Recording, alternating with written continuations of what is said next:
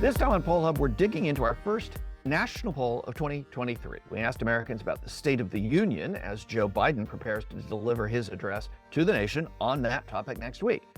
And we also asked a bunch of other things that are, if we do say so ourselves, pretty interesting. Stick around for that. Then, does it ever bother you when you go to pick up takeout at a restaurant and there's a line on the check for a tip?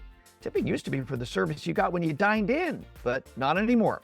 We're looking at new data about how the pandemic has seemingly accelerated the tip at every opportunity economy. And Lee's fun fact is very seasonal. I'll leave you to ponder that while we get started. And hi, everybody. Welcome to Poll Hub. I'm JD Dapper. I'm Barbara Carvalho. I'm Mary Griffith. And I'm Lee Marigoff. It's like 60 minutes there. So our first poll of 2023 concerned a lot of things, but let's start with State of the Union. Joe Biden will be giving the State of the Union address next week as we record this. And we let Americans weigh in first before we hear from him. And what did they have to say? Well, Americans basically do not think that the State of the Union is very strong. In fact, 42% say that it's not very strong, and another 21% say it's not strong at all in surveyees, for a whopping 62% that are on the downside. So the president certainly has his work cut out for him. I think that it's kind of an interesting position. I can recall way back in the day when Carter gave his malaise speech, where he tried to recognize that he understood that people were not in the best financial shape and that the country wasn't doing well. 1980 certainly didn't turn out the best for him. As Reagan went on to not only win that election, but serve 8 years. So for the president, I don't know if the land of denial is, someplace that he is going to need to be. His approval rating is okay. It's been in the low 40s now for quite some time. So he has an opportunity here, certainly, to inspire.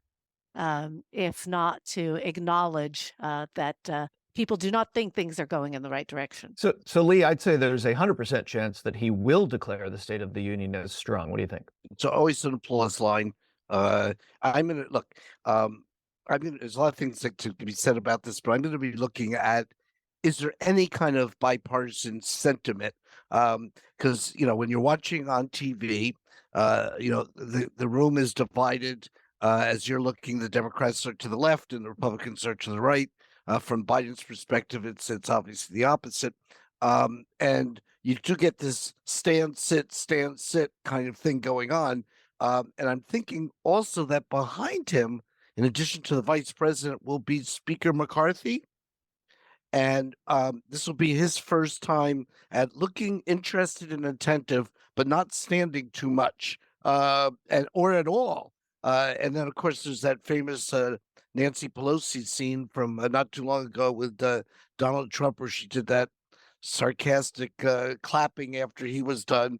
So there's a lot of stuff that goes on in the kind of biplane we have right now of the just the terrible rift in Congress, which reflects the divisions around the country. And Barb, you talked about Biden's approval rating.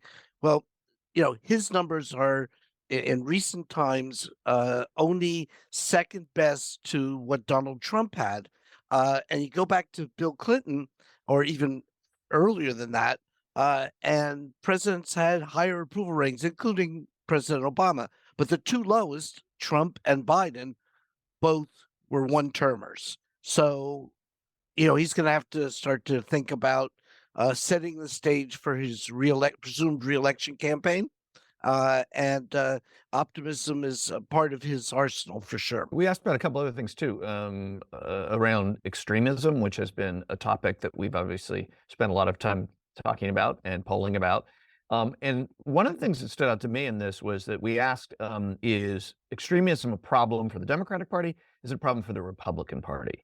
And while Democrats obviously said it's more of a problem for the Republican Party, and Republicans said it was more of a problem for the Democratic Party, a majority of Americans and a big majority of independents overall feel like it's almost an equal problem for both parties. That surprised me a little bit, only because I think on the face of it, the evidence, especially around the insurrection, just it seems like that's a little hard to swallow. I don't know. That's just me. Yeah, I agree. I mean, I look at those numbers, I'm totally surprised also, because one side clearly had posters, banners, and signs, and a lynch platform out on January 6th for the vice president, and the Democrats were not involved with the planning or implementation of the attack on the Capitol. I would think that would tip the scales in a big way on extremism, but again, it's the split in the country, and for the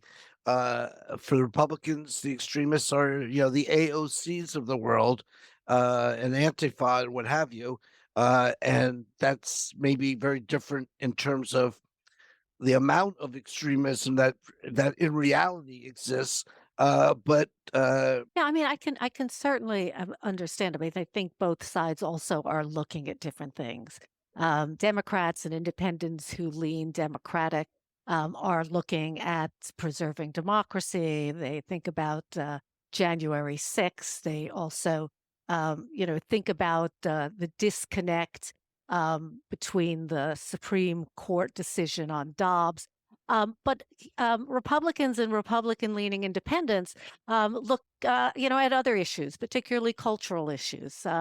They're looking at the, concerns about how this country may be changing in a way that they're not comfortable with in terms of values. Also, they're struggling in terms of financial issues. I think that the issues are very, very different. Republicans are looking at the economy, they're looking at inflation, they're looking at immigration. Democrats, are looking at January 6th. They're looking at what they call voter suppression and what Republicans call rigged elections, and they're looking at the Dobbs decision. So it's a very different world perspective. But the bottom line, everybody thinks that things are not going well, that's and yeah. that things do need to change. We did have one question about social media in this Oh, poll, of course. which we repeated and from the past, so it was trended a little bit. But we asked whether people think that social media is more reckless and distracting, or more effective and informative in terms of communication and communicating information that people are interested in.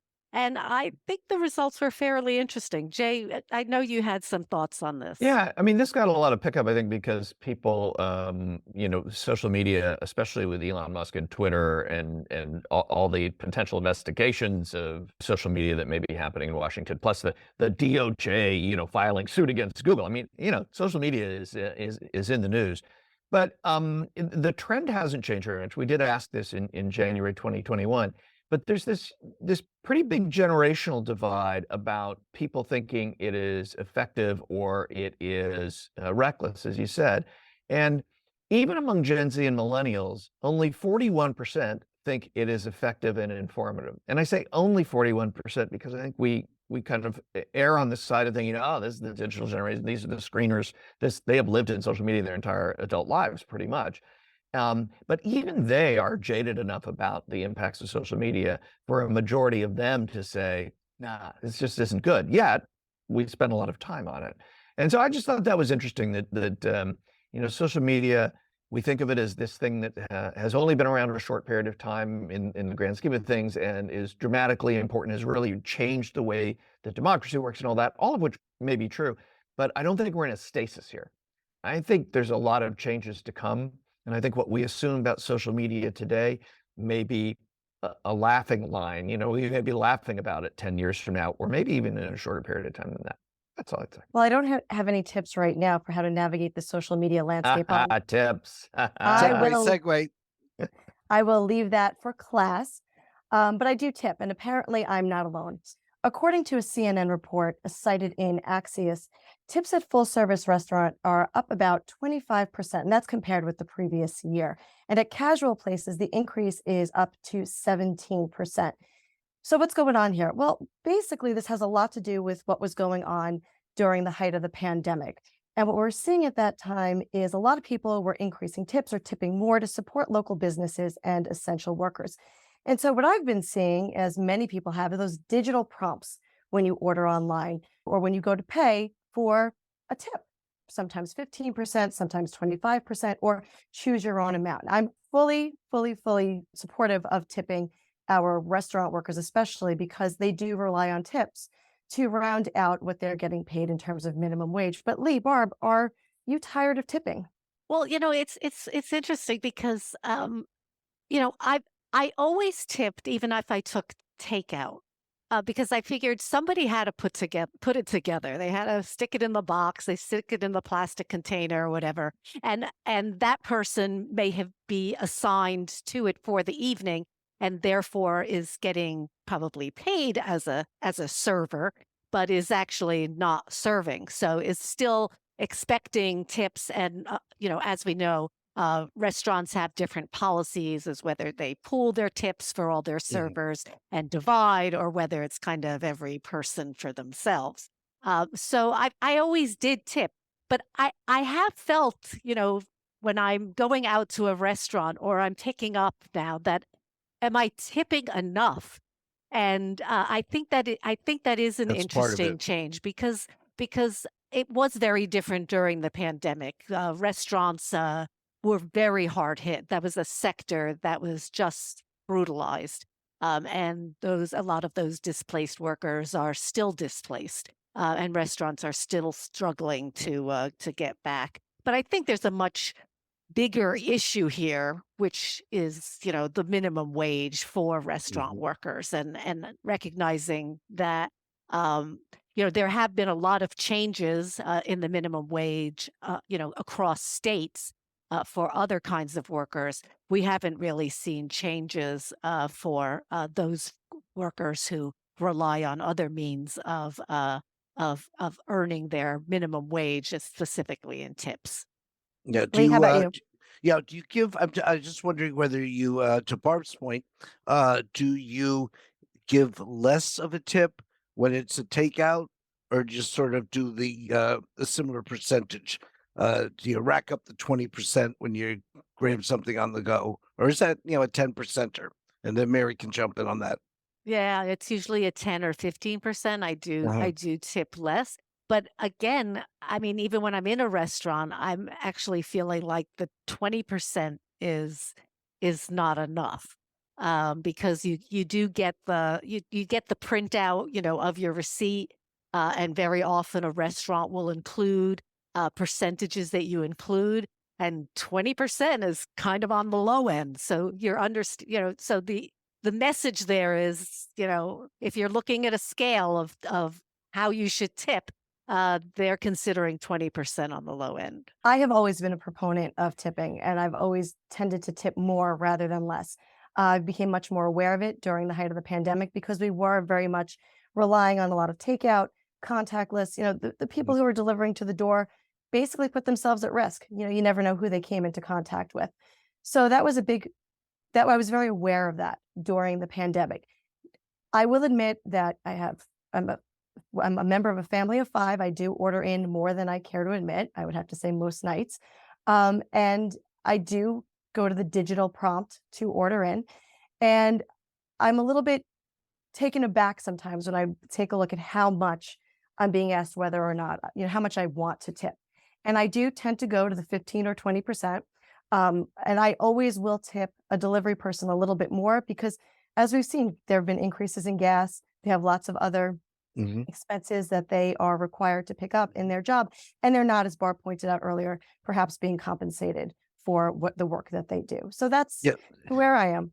Yeah, the only thing that I do that might be somewhat different, if I'm in a very expensive restaurant, I feel that that waiter is doing a lot better than the waiter who's working in a place where you know, it's You sort pick of up a diner. burger, your tab is Yeah. your tab is $15. It's not Yeah, so I'm figuring if 150. someone's working in an expensive restaurant, it's Saturday night, they're doing really well if the place is crowded. I don't, and then also the amount you're tipping is just quantitatively larger than the kind of the diner location. So I'm always sensitive to the fact that the person at the diner working there is got to really work hard to make that goal, whereas the fancy restaurant person is probably doing a little better to Well, begin with. I think, also, if you get out a little bit, beyond our borders, this is Yeah. really an American thing. When you travel abroad, there is a minimum wage that doesn't need to be uh, made up by the person who is Hmm. consuming the service, and so tipping is really an American habit, an American custom, and perhaps it may be time for us to actually pay a decent wage. Yeah, yeah. And sometimes a tip gets you into a parking lot, which is full. Oh, those are different tips, Lee. That's a different tip. I think they're actually bribes. Yeah, you wave that $5 bill, and one time the person said to me at Yankee Stadium, "Not enough." So then I waved a $20 bill, and I got in. So Well, before Lee gets himself into more trouble and I have to do some damage control, Lee, why don't you take it away to the fun fact this week? fun fact is a fun fact this time because as we're recording this, we're on the eve of Punxsutawney Phil, who may or may not see his or her shadow. I guess it's a he. I really never thought of the gender of Punxsutawney Phil, but anyway, the It would be question asked. Punxsutawney Phyllis if it was That's a correct. female. That's correct. And the question itself, which was asked by CBS in 2016, actually reflected a change in language also. Who do you trust more to tell you when warm weather will come? TV weather people or the groundhog? And people went overwhelmingly, 78% in the national poll went with the meteorologists. Only 14% went groundhog because I don't think they really bought it. I suspect those people don't buy the science of weather forecasting either. And 7% said they just didn't know, which I think is kind of an admonition of something. I'm not sure what. Anyway, in my family, February 2nd was my mom's birthday, and so that was a special day. And it was much more than checking the shadow of the groundhog. Well, I think it's interesting. You think so, Lee. Tough Do you think lead any there. of these? Well, no. Do you think any of these people who said the TV weather people were lying to pollsters? Oh, I mean, Barb. we all do watch. I mean, most of us do watch, or at least, do listen to find out what Punxsutawney Phil has in mind. I don't know that we follow along or have high expectations. But the What's the this? weather the What's weather can what's be a their little. track record? I mean, does anybody ever go back and look? Yes, yes. Yes. As a Yeah, matter of fact, they do yeah, very yeah, well. they do And very well. there's a regional difference, but in certain regions of Yeah, the you've looked country, at cross-tabs. yes. Yeah, No, yeah. there was a recent that somebody did this recently, and regionally, Punxsutawneyville or his many relatives, I'm sure it's been going on forever. They don't live that long. Has Oh, a 65% plus record in some regions of the country over the last wow. 100 years. Yes. So Yeah. anyway, Well, Like, here's my but question. Casey has something that really bothered her about this. Um, I think we need to do a follow-up poll on these people in particular who conducted this poll and find out exactly what they meant by don't know if a groundhog can determine or a scientist. But I want to trust know either. why they decided to answer don't know. mm, Well, I mm. was surprised because when I looked at this question, I actually thought that the date would be earlier because I know that we like to pick things out from way back when. Although weather people certainly gave it away that it had to be at least within the last decade or so. But I was surprised that people didn't refer to their app, which I know is technically weather people, but that's I don't even think of weather as a person at this point. It's my Mary, you little app with sunshine and rain on my iPhone. All right, Mary, save us, please. No, I was just going to ask, what if you don't trust either? Well, that's the answer Casey has a problem with. Yeah. Maybe Yeah. that's the people they don't trust either. I mean, so we just had a contractor at our house who did one of the oldest dad jokes around. He said, the weather was very cold or very wet or whatever. And he said, yeah, I should have been a weather forecaster. You get paid a lot of money to be wrong all the time, or 50% of the time. It's like, yeah, ha, ha, ha. Isn't Well, that we can relate. As pollsters, we can relate. It's very difficult making predictions, especially about the future.